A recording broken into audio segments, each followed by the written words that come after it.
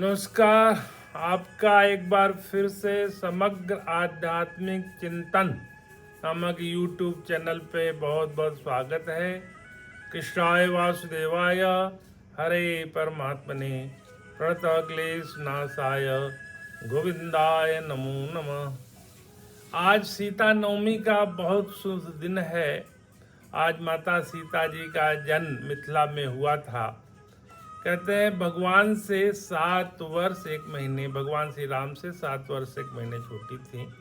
बैसाख शुक्ल नवमी के दिन इनका जन्म हुआ था। आप सबको विदित है कि भगवान श्री राम का जन्म चैत्र शुक्ल नवमी को हुआ था। माता सीता जी का जन्म वैशाख शुक्ल पक्ष की नवमी को हुआ था। इस प्रकार से वो उनसे 7 वर्ष 1 महीने छोटी थी। राजा जनक को वो भूमि में प्राप्त हुई थी और उस समय अकाल पड़ा था, जिसके लिए राजा जनक सपत्नीक हल चला रहे थे बारिश के लिए। तो उसी दौरान भूमि से घड़े में माता सीता जी प्राप्त हुई थी। क्योंकि सीता का नाम सीत का नाम हल होता है, तो सीता जी का नाम हल के नाम पे सीता माता रखा गया।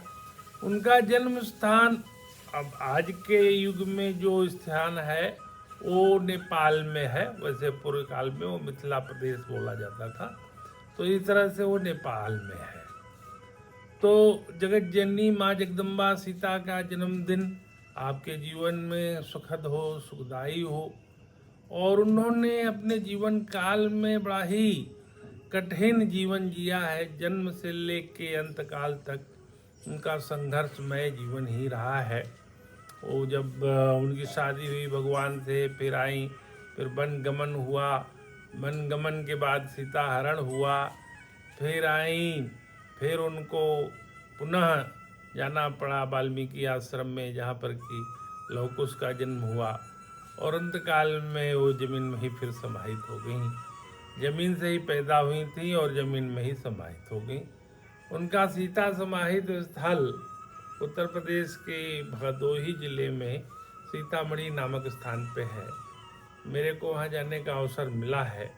मैं चाहूँगा कि आप लोग भी सीता समाहित स्थल की यात्रा कभी करें, क्योंकि अपनी संस्कृति का एक बहुत बड़ा वो जो है ऐसा चिन्ह है जिसको देखना अवश्य संभावी है। सबको देखना चाहिए। आज की चर्चा हम सीता जी का और हनुमान जी का जो आपसी संवाद हुआ है सुंदर कांड में, उसको करके आज की चर्चा को हम आगे गति प्रदान करेंगे। हनुमान जी सीता जी से सुंदर कांड के प्रसंग के दौरान 2 बार मिले हैं। एक बार लंका दहन के पहले और दूसरी बार लंका दहन के बाद जो मिलके अनुमति मांगते हैं और चूड़ामणि नामक एक तरह का चिन्ह लेके जाते हैं। तो आइए देखते हैं। ये दोहा नंबर 12 है, जबकि वो सीता जी से हनुमान जी अशोक वाटिका में मिलने का प्रयास करते हैं। वो प्रसंग है सोरठा नंबर 12 है। कपि करे हृदय विचार, दिन मुद्रिका डारी तब जनु अशोक अंगार, दिन हर की उठ करके हो। तब हनुमान जी ने हृदय में विचार कर सीता जी के सामने अंगूठी डाल दी। मानो अशोक ने अंगार दे दिया। यह समझकर सीता जी ने हर्षित होकर उस अंगूठी को उठा लिया। वस्तुतः सीता जी इतना दुखी हो गई थी कि वो बार बार त्रिजटा से अग्नि मांगती थी ताकि वो अपने को भस्म कर लें। तो त्रिजटा ने उनको अग्नि देने से मना कर दिया था। यह प्रसंग आया है त्रिजटा नाम राक्षसी एका से। जब सीता जी का संवाद हुआ, सीता जी त्रिजटा को माँ कह के संबोधित करती थी और कहती थी कि माँ मेरे को थोड़ा अग्नि ला के दे दो ताकि मैं अपना शरीर का दाह कर सकूं। तो मना कर देती थी त्रिजटा। तो उसी दौरान रावण वहाँ आया था और बहुत ही सीता जी को धमकाया था कि तुम्हारे लिए 1 महीने का समय है, उसी में तुम विचार कर लो। यह संवाद रावण का अशोक वाटिका के वृक्ष पर बैठ करके, अशोक वाटिका में जिस वृक्ष के नीचे सीता जी थी उसके नीचे बैठ करके, उसके ऊपर बैठ करके हनुमान जी सुन रहे थे।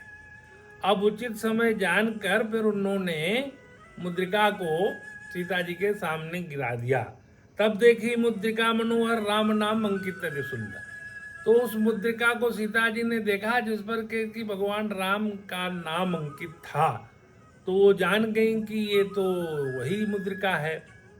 चकित चितौ मुदरी पहचानी, हर्ष विषाद हृदय कुलानी। उन्होंने उस मुद्रिका को पहचान लिया, लेकिन मुद्रिका को पहचानने के बाद उनके में हर्ष और विषाद दोनों एक साथ हुआ। हर्ष इसलिए कि भगवान राम नाम अंकित मुद्रिका यहाँ आई है, इसलिए हर्ष हुआ।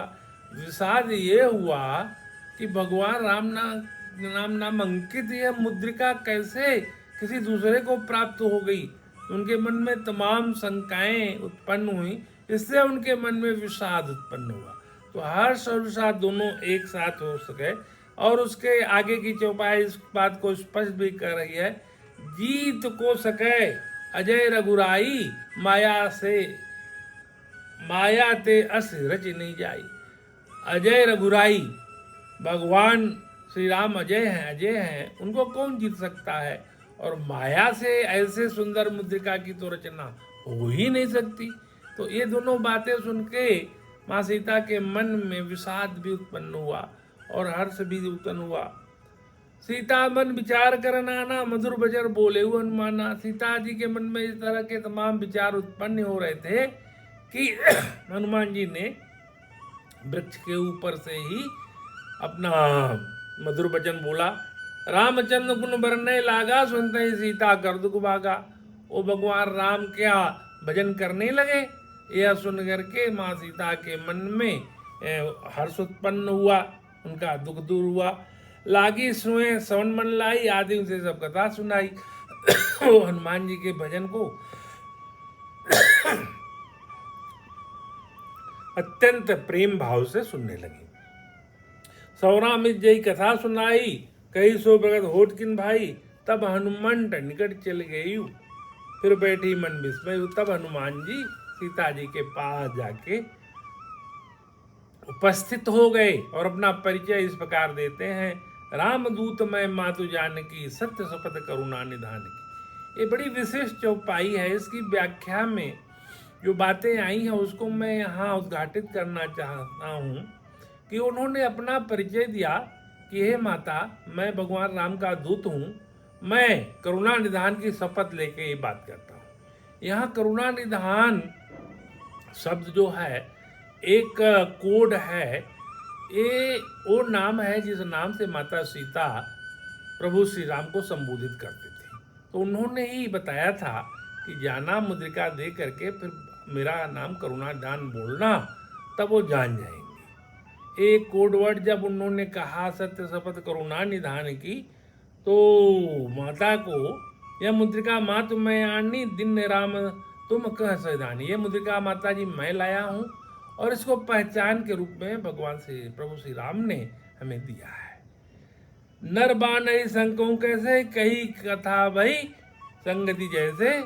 तो नर और बानर का किस प्रकार से संगति हुई, इस पूरी कथा को विस्तार से हनुमान जी ने उनको सुनाया।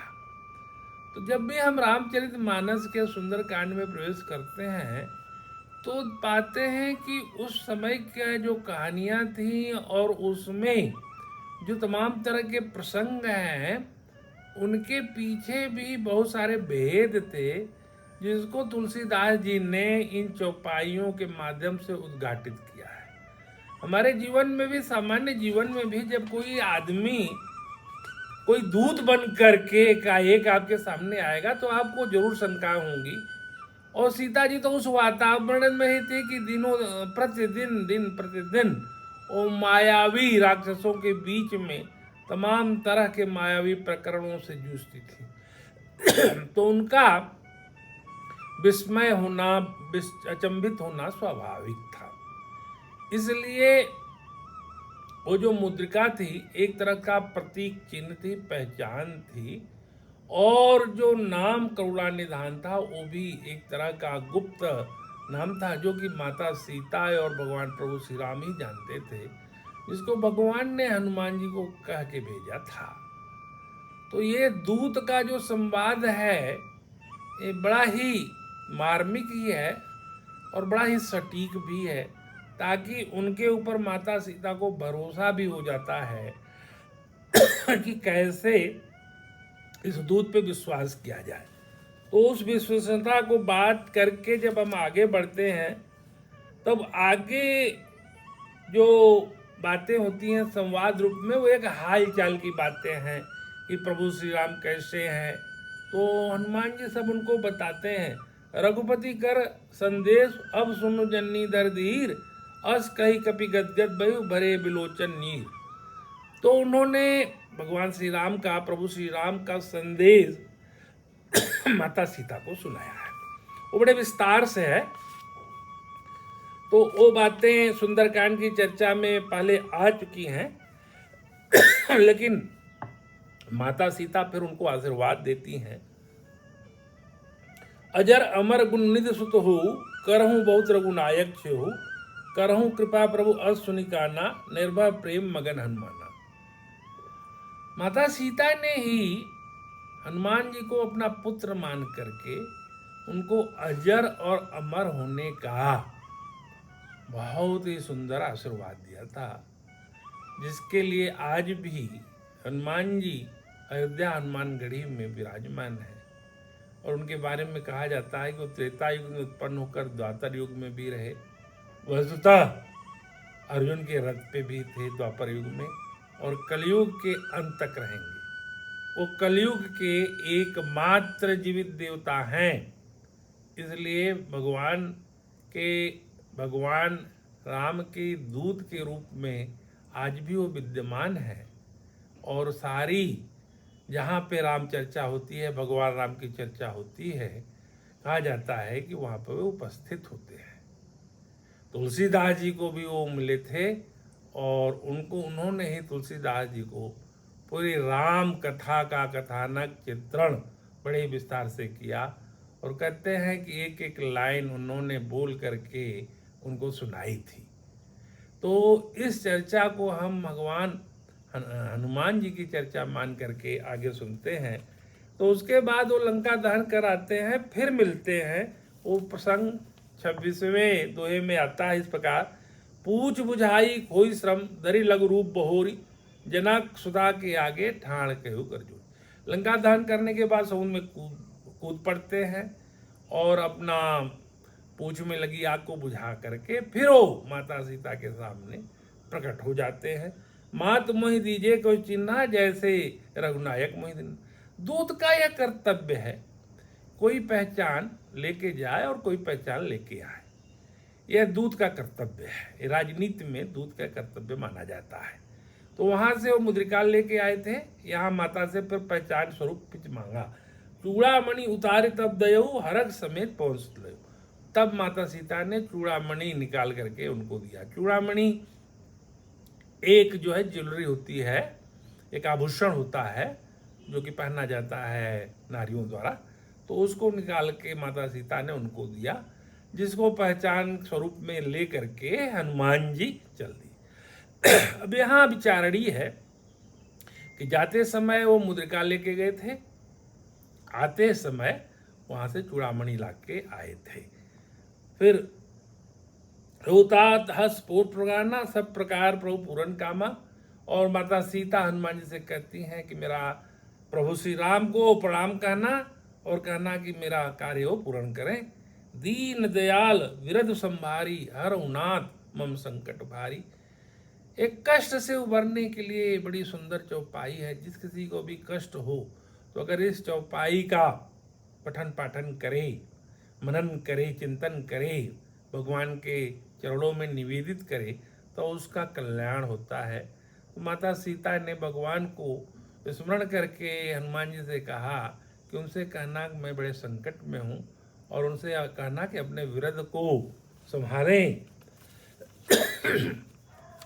तात शक्र सुत कथा सुनायहु, बान प्रताप प्रभु ही समझायु, माँ से दिवस मऊ नाथ न आवा, तो पुण्य मुहि जियत नहीं पावा। शक्रसुत इंद्र के लड़के को कहा गया, जयंत को कहा यहाँ संबोधित करके। जयंत ने जब वो माँ चित्रकूट में थी, ये अरण्यकाल का प्रसंग है, तो माता सीता के पाँव में चोट मार दिया था, उससे उनको रक्त की धारा निकल पड़ी थी। तो भगवान ने इस धृष्टता के लिए, तीर का समाधान करने के लिए पास में पड़े हुए एक तृण से ही उसके ऊपर धनुष चला दिया था, और वो भागते भागते तीनों लोक में घूमते हुए आके उनके शरण में गिर पड़ा था, उस इंद्र का लड़का जयंत।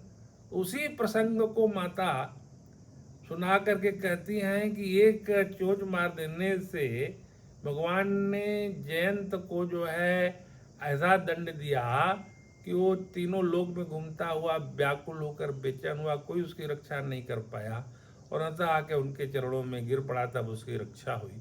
तो वही कहानी जरा उनको सुना देना, बता देना कि कैसे उनको अपना बाण का प्रताप का भान नहीं है। तो तात शक्रसुत कथा सुनायो, बाण प्रताप प्रभु ही समझाए। प्रभु के बाण का प्रताप जरा बता देना उनको कि कैसा उनके बाण का प्रताप है। जैसा कि उन्होंने इंद्र के लड़के जयंत के साथ वो प्रताप दिखाया था, वैसा प्रताप दिखाने में अभी वो क्यों देर कर रहे हैं। यह सीता जी की विवशता है, विरह है और व्याकुलता है। भगवान तो अपने हिसाब से सब आयोजन कर ही रहे थे, लेकिन सीता जी की विवशता है, विरह है और व्याकुलता है। इस प्रसंग को यहाँ सीता नवमी के दिन बताने का यही उद्देश्य था कि माता सीता के जन्म में भी आए हुए कष्ट को हनुमान जी नहीं हरा था। हनुमान जी वो माध्यम बने थे जो भगवान का समाचार लेके सीता जी तक गए, और सीता जी का समाचार लेके फिर प्रभु श्री राम के आए। तो भगवान के सबसे नजदीकी थे, सबसे विश्वस्त थे, अब सबसे सम्मानित दूत थे हनुमान जी। तो ये हनुमान जी के चरणों में हम लोग अपने को निवेदित करके अपने जीवन की व्यथाओं को उनको सौंप दें और कहें कि प्रभु हमारी रक्षा करिए।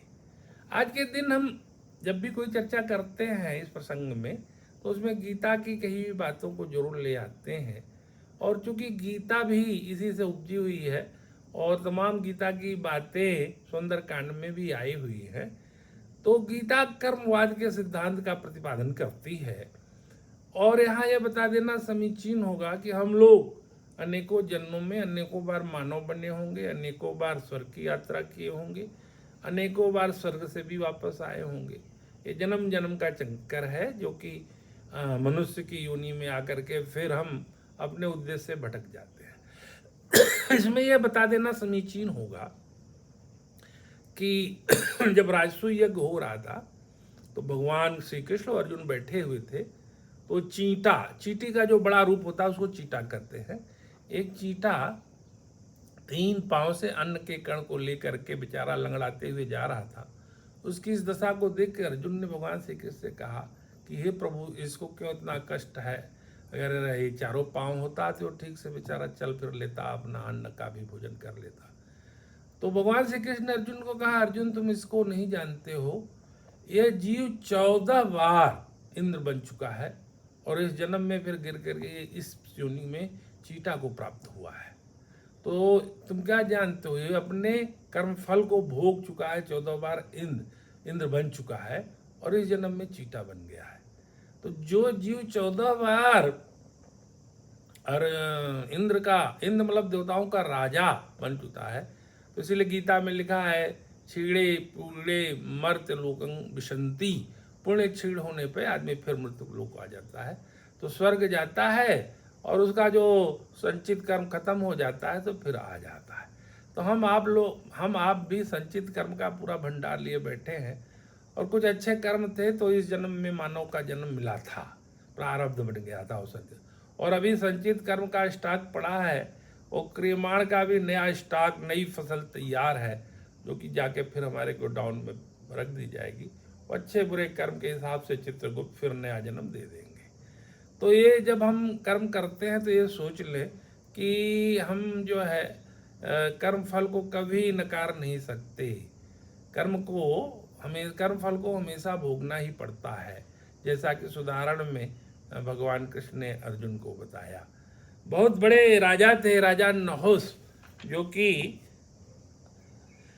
कि इंद्र के लोक को प्राप्त होकर के फिर अजगर की योनि में चले गए थे। उनके कुछ कर्म ऐसे थे कि उनको अजगर की योनि में जाना पड़ा था। तो कोई कर्म फल के बंधन से छूट नहीं सका। अवश्यमेव ही भोक्तव्यम कृतम कर्म शुभाशुभम। अपने किए हुए कर्म के शुभ और अशुभ फल को अवश्य ही भोगना पड़ेगा, चाहे कोई भी हो। भगवान को भी नारद का श्राप लगा था और नारद के श्राप के वजह से उनको इस जन्म में जो है जन्म लेना पड़ा और अपने पत्नी को खोना पड़ा, उनका अपहरण हुआ। तो भगवान को भी हुआ। कृष्ण जन्म में भी कष्ट भोगा है, राम जन्म में भी भगवान ने कष्ट भोगा है। वस्तुतः महान लोगों का जन्म ही किसी विशेष उद्देश्य से होता है और उस उद्देश्य की पूर्ति के लिए उनको बहुत कष्ट झेलना पड़ता है। वसुदेव सुतं देवं कंस चाणूरमर्दनम देवकी परमानंदम कृष्णं वंदे जगद्गुरु। सर्वे भवन्तु सुखिनः सर्वे सन्तु निरामया सर्वे भद्राणि पश्यन्तु मा कश्चित् दुःखभाग् भवेत्। आज की चर्चा को यहाँ विराम देते हैं। अगली चर्चा फिर ज्येष्ठ महीने के मंगलवार से शुरू होगी। इस बार के जेठ महीने में 5 मंगलवार पड़ रहे हैं। 5 मंगलवार को ये हनुमान जी की चर्चा, सुंदर चांद की चर्चा प्रभु के आशीर्वाद स्वरूप जरूर होगी। नमस्कार।